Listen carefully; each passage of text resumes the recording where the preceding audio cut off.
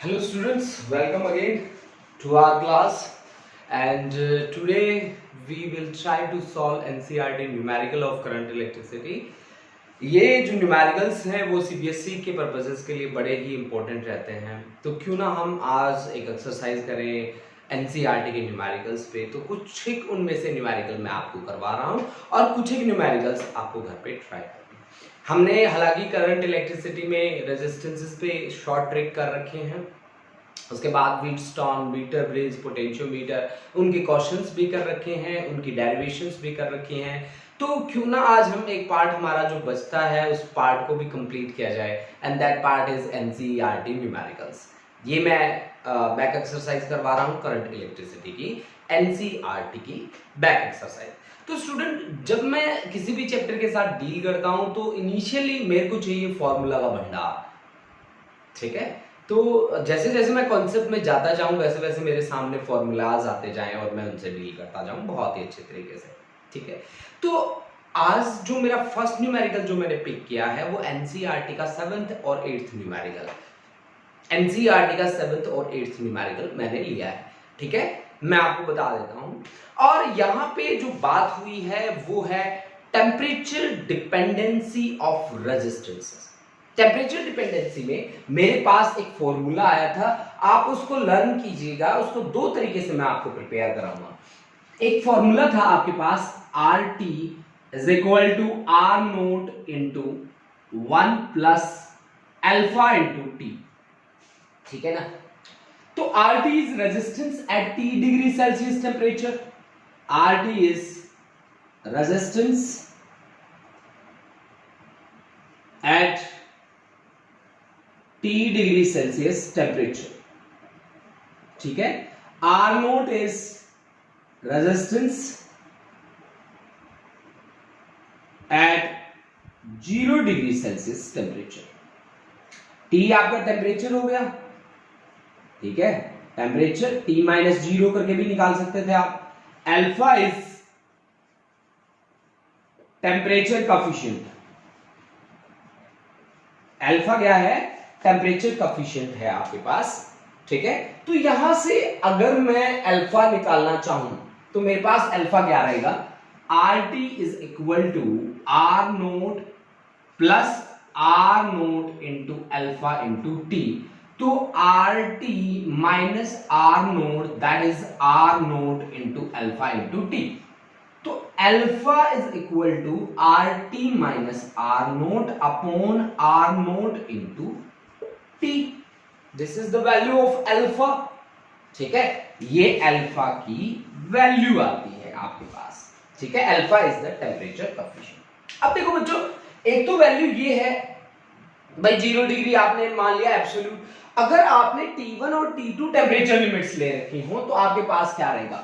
Resistance मान लीजिए R2 ले लेते हैं, RT की जगह, R नोट की जगह ले लेते हैं R1, और 1 प्लस अल्फा इंटू T की जगह T2 माइनस T1 मैं ले रहा हूं बच्चों, ठीक है। तो अल्फा आपके पास क्या आएगा?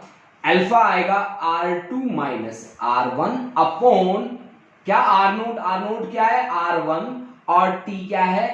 T2 माइनस T1 के इक्विवेलेंट है। यानी कि ये फॉर्मूला भी आप यूज करेंगे, बड़े धड़ाले से यूज होगा स्टूडेंट्स। तो इन फॉर्मूलाज को आप ध्यान रखें, और ध्यान रख के फिर अकॉर्डिंगली आपसे क्या क्वेश्चन में पूछा गया उसके अकॉर्डिंग आपको परफॉर्म करना है, ठीक है। तो हम स्टार्ट करते हैं फर्स्ट न्यूमेरिकल। फर्स्ट न्यूमेरिकल मुझसे क्या कह रहा है? A silver wire has a resistance, a silver wire has a resistance of this at 27.5 degree Celsius. मतलब R 27.5 ये टेम्परेचर है जी, इस पे रेजिस्टेंस कितना है? 2.1 ओम। यहां नीचे लिखा है वो टेम्परेचर है, ये रेजिस्टेंस है। एंड 2.7 एट 100 डिग्री सेल्सियस, यानी कि R100 इज 2.7 ओम। यानी कि आपका जो टेम्परेचर T1 है वो है आपका ये वाला, और T2 टेम्परेचर है वो है 100 डिग्री सेल्सियस, ठीक है। Determine the temperature coefficient of resistivity. कहां से निकालो फिर? यहां से। तो alpha is equal to R2 क्या है? R100 R100 minus R27.5 divide by R1 is R27.5 और T2 minus T1 this is 100 minus 27.5। अब देखो बच्चा पार्टी, यहां हमें वैल्यूज रखनी है, वैल्यूज रख के सॉल्व करना है। R100 कितना है 2.7, ठीक है, R100 है मेरे पास 2.7 minus R27.5 2.1 divide by R27.5 this is 2.1 mine 100 minus 28 आप सब्ट्रैक्ट कर दो 30 यानी कि 72.5 यानी कि 72.5, ठीक है ना, 73 80 हाँ जी 72.5, ठीक है। अगर आप इसको सॉल्व करते हैं फिर आपके पास वैल्यू आ जाती है इसकी 0.0039। अगर आप इसको सॉल्व करते हैं आपके पास वैल्यू आ जाती है 0.0039 पर डिग्री सेल्सियस, ठीक है। तो ये है आपके पास न्यूमेरिकल एनसीईआरटी का 7th numerical. Student take a screenshot, after that we will move to the next numerical. Next numerical देखिए बच्चों, नेक्स्ट न्यूमेरिकल हमसे क्या पूछ रहा है, कहता है कि a heating element using nichrome, this is 8th numerical of NCERT. A heating element using nichrome connected to a 230 volt supply, है ना। तो आपको V इनिशियली दे रखा है, V is equal to 230 volt, ठीक है जी, V आपको दे रखा है। Draws an initial current of 3.2 ampere, यानी कि इनिशियल करंट आपको दे रखा है कितना 3.2 एम्पियर, 3.2 एम्पियर आपको करंट दे रखा है, ठीक है जी। अच्छा, which settles after a few second to a steady, मतलब कुछ समय बाद, कुछ टाइम बाद वो 2.8 एम्पियर सेटल हो जाता है। What is the study temperature of heating element if the room temperature, यानी कि इनिशियल टेम्परेचर आपको दे रखा है 27, ठीक है। Coefficient, temperature coefficient of resistance, temperature coefficient means alpha आपको गिवन है, ठीक है, अल्फा आपको गिवन है। अब आप रेजिस्टेंसेस निकाल लीजिए, जैसे कि इनिशियल आपको दे रखा है कितना बताइए, इनिशियल रेजिस्टेंस R, तो इनिशियल टेम्परेचर आपको दिया है हमने 27 डिग्री सेल्सियस। अच्छा, R इज इक्वल टू क्या होता है, V इज इक्वल टू होता है जी IR, तो R इज इक्वल टू बनता है V अपॉन I, तो V कितना है 230 और स्टार्टिंग में करंट कितना सेट होता है 3.2 एम्पियर, तो ये आपके पास आ गया 3.2 एम्पियर, है ना। तो इसको आप ऐसे लिख सकते हो 2300 डिवाइड बाय 32, ये लो जी ओम, है ना। आफ्टर ए फ्यू सेकेंड, ठीक है, current settles A study value of 2.8 ampere, मतलब मान लो कि T टेम्परेचर है अब और 230 वोल्ट का सप्लाई है और वो सेटल करता है अपने आप को 2.8 पे, 28 कर दो और यहां 0 लगा दो, दिस इज RT, ठीक है जी। अल्फा आपको दे रखा है, दैट अल्फा इज 1.7 इंटू 10⁻⁻⁴ पर डिग्री सेल्सियस, ठीक है जी। अच्छा, और कुछ देर का heating element using nichrome connected to 230 volt supply draws an initial current of this which settles after a few seconds to a steady value of this. What is the steady temperature of heating element if the room temperature is 27 degree Celsius? Temperature coefficient, ठीक है जी। कैसे काम करना है देखो, वो वाली बातें याद करो, RT की जगह पे तो R2 हमें निकालना, मान लो ये R2 है और ये R1 है जी, ये R1 हो गया और ये हो गया जी हमारा R2, है ना, ठीक है। ये हो गया जी हमारा T1 और ये हो गया जी हमारा T2, ठीक है जी।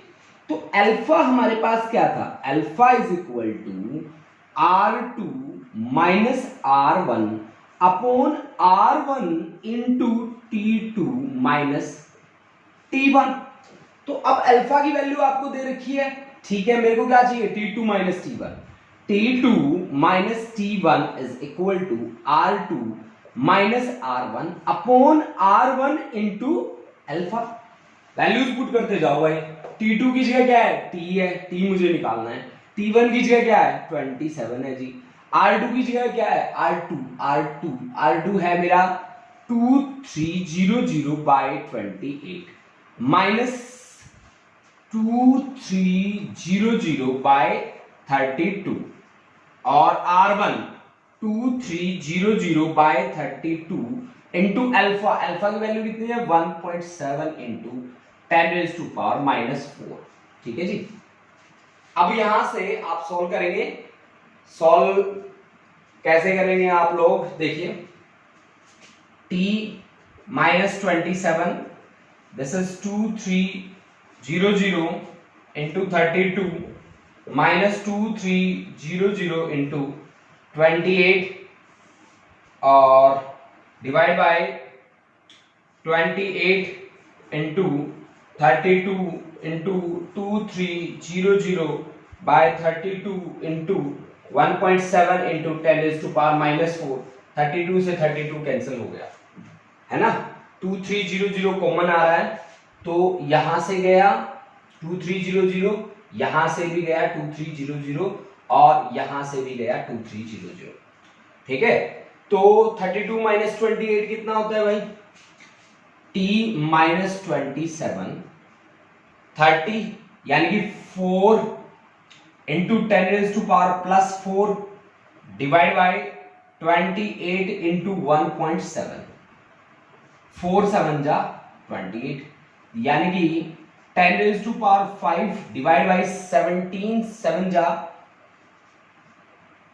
119 यानी कि मैं इसको 100 के नियरली इक्वल ले लेता हूं, 100 के नियरली इक्वल ले रहा हूं बच्चों, तो 100 10⁻² यानी कि ये आ गया आपके पास 10⁻3। t minus 27 is equal to 10⁻3 मतलब 1000। t minus 27 is equal to 1000 nearly लिया बेटा मैंने, ध्यान रखना ये बात। तो t is equal to 1027 degree Celsius, ये हमारा टेम्परेचर आ गया। This is the final answer of the question. मैंने यहाँ पे ऑन एवरेज वैल्यू निकाली है। स्टूडेंट्स इस बात को ध्यान रखना बच्चा, ठीक है। Student take a screenshot, after that we will move to the next NCERT numerical. अब देखो स्टूडेंट्स, हमारे पास न्यूमेरिकल क्या दिया गया है। न्यूमेरिकल हमसे पूछा गया है मीटर ब्रिज के बारे में। सबसे पहले in a metre bridge the balance point is found to be, इसको अंडरलाइन करके रख लेते हैं, ये लेंथ हमें दे रखी है, फ्रॉम लेफ्ट एंड, इधर वाली साइड से left hand A, if an unknown resistance is in left gap. वैसे आमतौर पे क्या होता है, राइट गैप में होता है ना। आपको मैं अभी इसका पिक्चोरियल प्रेजेंटेशन भी दूंगा, तब आप इजीली समझ पाएंगे इस चीज को, ठीक है। एंड नॉन, और वो राइट गैप में नॉन वाला है, ठीक है, राइट गैप में नॉन वाला है, वैसे अननोन वाला होना चाहिए। उसकी वैल्यू आपको गिवन है, उसकी वैल्यू है 12.5 ओम। डिटरमाइन एक्स, अच्छा लेफ्ट गैप में एक्स रखा है, उसको डिटरमाइन करना है। Why we use copper stick, ये तो जनरल सी बात है। कॉपर स्टिक क्यों यूज करी जाती है, copper is a good conductor. Good conductor यानी कि ये रेजिस्टेंस को क्या करता है, कम करता है, मिनिमाइज करने का काम करता है। चलो कोई बात नहीं, सबसे पहले उस मीटर ब्रिज को देख लेते हैं ना। मीटर ब्रिज का मैं आपको एक हल्का सा स्कीम डायग्राम बता देता हूँ कैसा होता है वो। ऐसे कॉपर स्ट्रिप्स होती हैं जो राइट एंगल बैंड होती है एक दूसरे से, ऐसे थिक कॉपर स्ट्रिप्स का यूज किया जाता है। Copper is a good conductor, उसकी इसी प्रॉपर्टी को ध्यान में रखते हुए हम यहाँ पे यूज करते हैं। और इनके लोअर पॉइंट को 1 मीटर का मैग्नीन वायर से कनेक्ट करते होते हैं हम, ठीक है। यहां पे हमने कनेक्शन दे रखे हैं, ठीक है जी। ये है हमारे पास क्या, मैग्नीन वायर है जी ये, ठीक है। और इनके गैप को भी फिल किया जाता है किससे, एक कॉपर स्ट्रिप से। यहां पे लगता है जी रेजिस्टेंस कौन सा, R, और यहां पे लगता है जी अननोन रेजिस्टेंस बोलते हैं वैसे इसको, मैं बॉक्स बना रहा हूं इसका S। अब तो ये नोन है। यहां से लगता है जी गैल्वेनोमीटर, और गैल्वेनोमीटर से कनेक्ट होती है जी जोकी, ठीक है, और यहां से कराते होते हैं जी हम करंट का फ्लो, ठीक है, हाँ जी। अच्छा जी, ये मेरे पास है ए, ये मेरे पास है B. A B is a wire which is made up of manganese, ठीक है। अगर आपको ध्यान नहीं है तो आप इसके पिक्चोरियल डायग्राम में जाके इसके साथ डील करके देख लो भाई, ठीक है। एक बार मैंने रफ डायग्राम बनाया है आप लोगों के लिए, ठीक है जी। मीटर स्केल भी लगा होता है यहाँ पे, ये रहा मीटर स्केल। कहीं आप सोचते होंगे कि आप स्केल खा गए सर जी, नहीं भाई मैंने नहीं खाया कुछ भी। यहां से ये देखो भाई, ये देखो स्टूडेंट्स, आज का हमारा जो लेसन है वो एनसीईआरटी से डील करने का है, ठीक है। तो आप एनसीईआरटी को कंप्लीट करेंगे मेरे साथ साथ, कोई भी बच्चा पीछे ना रह जाए, है ना। चलो हम बातें करनी शुरू करते हैं अपनी। क्या बात है भाई कि ये जो कि यहाँ पे जे पे बैलेंस करती है, and this length is considered to be equivalent to L. आपके पास फॉर्मूला क्या होता है, S is equal to unknown resistance. आप कैसे निकालते हैं, 100 minus L upon L into R, यही होता है ना, यही होता है। आप चेक कर लो, कहीं गलत तो नहीं लिख दिया मैंने, नहीं लिखा, नहीं लिखा। अब बात क्या है पता है, बात ये है कि अब आपको S दे दिया, S की वैल्यू आपको दे दी, और L की लेंथ आपको दे दी 39.5 सेंटीमीटर, L लेंथ दे दी फ्रॉम एंड A, ठीक है जी। If unknown resistance is in left gap, this is unknown now, ठीक है, and known this is 12.5 ohm, ठीक है ना। In the right gap determine this x, r is equal to x, है ना, ठीक है जी। S की वैल्यू कितनी है, 12.5 है। दिस इज 100 माइनस L कितना है, L है 39.5 है, divide by 39.5 multiplied by R is equal to हमें x, चलो मैंने क्रॉस लिखा था उसकी जगह x बन गया, ठीक है। अब आप देखिए हम इसको सॉल्व करते हैं थोड़ा। 12.5 इंटू 39.5 इज इक्वल टू 100 में से 40 गया कितना बचता है, 60, तो 60.5 हो गया ये, 60.5x, ठीक है। तो आप यहां से सॉल्व करेंगे तो x इज इक्वल टू कितना आ जाएगा, 125 इंटू 39.5 अपॉन 6050, ठीक है जी। इसको सॉल्व करेंगे आपके पास वैल्यू आ जाएगी, मुझे याद है इसकी वैल्यू 8.1 ओम के नियरली इक्वल है, ठीक है ना, 8.1 के नियरली इक्वल है। यहां पे थिक कॉपर स्ट्रिप क्यों यूज करी है, to minimize the resistance of the connections, to minimize the resistance of the connections. आप ये बात नोट कर ले बच्चा पार्टी, ठीक है। आप इसका स्क्रीनशॉट लें, उसके बाद इसके आगे वाले जो क्वेश्चंस हैं वो भी हम सॉल्व करते हैं, ठीक है। Why copper strips used, copper strip का हमने क्यों यूज किया, to minimize resistance. Copper is a good conductor of electricity, है ना। अब देखो आगे का क्वेश्चन हमसे क्या पूछता है कि determine balance point of the above bridge if x and y are interchanged. अगर x और y को इंटरचेंज कर देंगे तो क्या होगा, ये लेंथ भी क्या हो जाएगी, इंटरचेंज। अब ये कितना बन जाएगा, l बन जाएगा 100 में से 39.5 सब्ट्रैक्ट कर दीजिए, दिस इज 60.5 सेंटीमीटर पे बैलेंस पॉइंट आ जाएगा from the end A, from end A, बस इतनी सी बात है, ठीक है ना। ये बात आप बहुत ही अच्छे तरीके से नोट कर लीजिए बच्चा। अब उसके बाद इसने क्या कहा कि what happen if cell and galvanometer are interchanged, मतलब इसको और गैल्वेनोमीटर को इंटरचेंज करना है, ठीक है, at the balance point of the, जहां बैलेंस था वहां पे, वुड गैल्वेनोमीटर शोज डिफ्लेक्शन। भाई इसको और इसको आप इंटरचेंज कर दोगे ना, कोई फर्क नहीं पड़ना, ठीक है ना। बैलेंस पॉइंट पहले ही आया हुआ था, ठीक है। अब बैलेंस पॉइंट का मतलब क्या होता है, करंट, कोई करंट फ्लो नहीं करेगा। तो this thing you have to keep in mind कि कोई करंट फ्लो नहीं करेगा। तो ऑप्शन सी में क्या लिखेंगे कि there will be no effect of interchanging cell and galvanometer, ठीक है ना। और क्या करंट फ्लो करेगा, नहीं भाई, बैलेंस पोजीशन में कहां करंट फ्लो करता है, ठीक है। तो ये न्यूमेरिकल आज मैंने जो आपको करवाए हैं वो न्यूमेरिकल एनसीईआरटी से मैंने लिए हैं बच्चा पार्टी, और बहुत ही इजी न्यूमेरिकल्स हैं, ठीक है। आप बड़े ध्यान से मेरे साथ करते रहे। मैं नेक्स्ट न्यूमेरिकल पे आ रहा हूं बच्चों, अब आप इसको नोट कर लें, आप इन बातों को बहुत ही अच्छे तरीके से समझ लें। नेक्स्ट देखिए स्टूडेंट्स, मेरे पास एक न्यूमेरिकल है जो मेरे को पूछ रहा है, in a potentiometer arrangement a cell of EMF 1.25 gives a balance point at 35 centimetre. अच्छा, उसका EMF आपको एक सेल का दे रखा है और उसके लिए बैलेंस पॉइंट दे रखा है, ठीक है। If the cell is replaced यानी कि अनदर सेल, तो पहले वाली सेल का EMF में लिख लेता हूं E1 दैट इज 1.25 वोल्ट और लेंथ L1 में लिख लेता हूं दैट इज 35 सेंटीमीटर, है ना।